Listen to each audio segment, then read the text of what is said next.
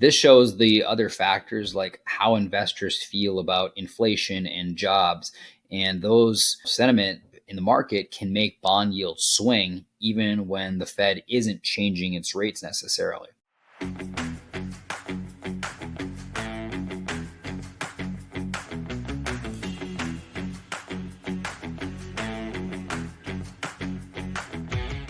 Welcome back to Keeping It Real Estate. I'm your co-host Dan Brisse, and I'm excited you're joining us today. Today, we're diving into something that might sound complicated at first, the debt market, and we're going to break it down and explain why it's been so unpredictable in 2024 and look at what causes these ups and downs in the market. So have you ever heard someone say the 10-year Treasury shot up today after the inflation report came out and thought, what does that really mean? If so, this episode is going to explain some of that. We're going to go over the big market changes in 2024 and explain the different reports that have a big impact on the 5, 7, and 10-year Treasuries, which are basically government bonds. And these bonds are important because these bonds tell us how confident investors are in the economy.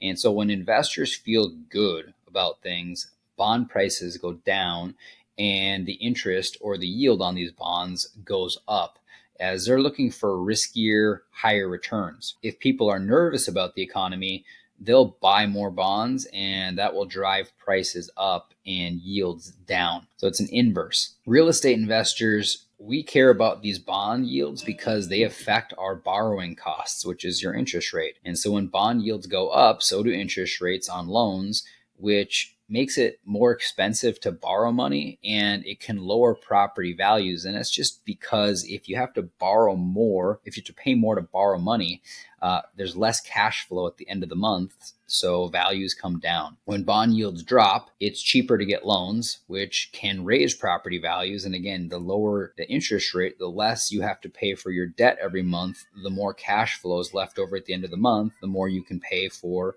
a property. So it's really pretty easy to understand when you break it down. That's why these bonds, these bond yields help us figure out the best time to invest in real estate and gives us clarity of what direction the market is heading. So let's take a look at what's been happening this year.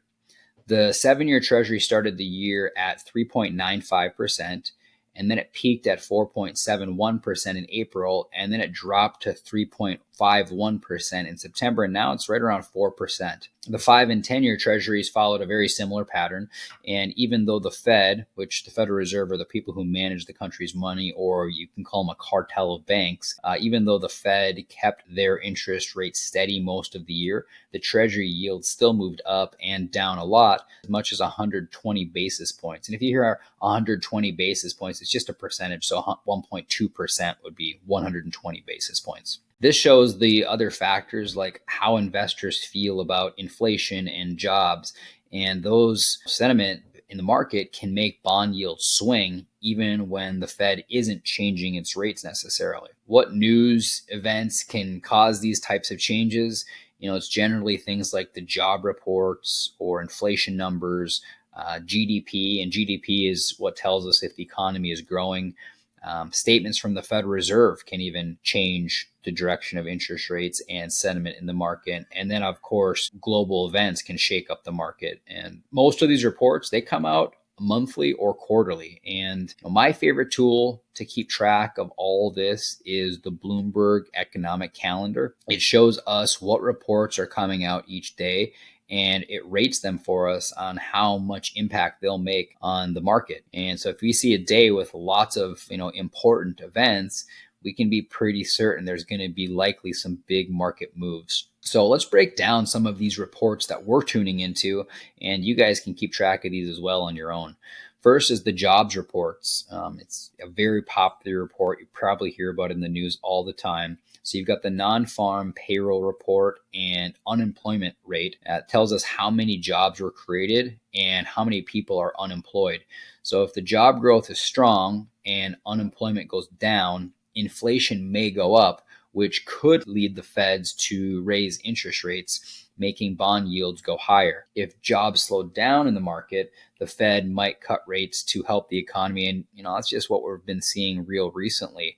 The 50 basis points or 0.5% cut was due to a weak jobs report. What's been interesting in 2024 is that the job reports have been revised quite a bit. So these revisions are adjusted previous numbers based on the new data they're getting. So for example, in August, a revision came out that showed between April of 2023 and March of 2024, the U.S. Bureau of Labor Statistics lowered the number of jobs added by over 800,000. So this was the biggest revision since 2009, and it changed the average monthly job growth from 242,000 to only 173,000. So that means the labor market cooled down earlier than everyone thought, and more official numbers will be coming out in February of 2025, but this revision really shook up the market when it was released in August. Inflation reports, one of them is called CPI, or the Consumer Price Index, and it just shows us how much prices are rising. Higher than expected inflation reports can push bond yields up because people expect the Fed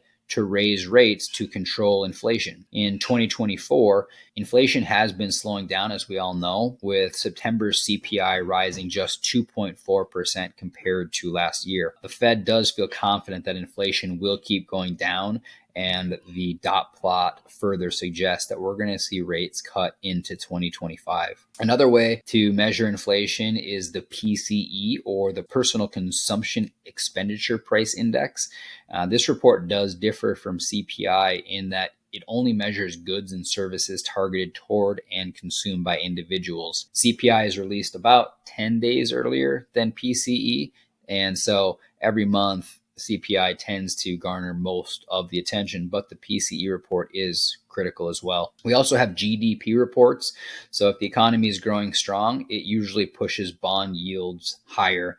If growth is weak, yields can drop. And then you've also, of course, got the Federal Reserve meetings, which have become pretty popular. The Fed's decision on interest rates affect Treasury yields too, but there's not always a direct impact on Treasuries right when the Federal Reserve makes an adjustment to the federal funds rate. And as I mentioned above, Treasury rates are based on supply and demand and investor sentiment. So if investors think the Fed will raise rates, bond yields usually go up. And if they expect cuts, yields will fall. And we're seeing that in the market right now.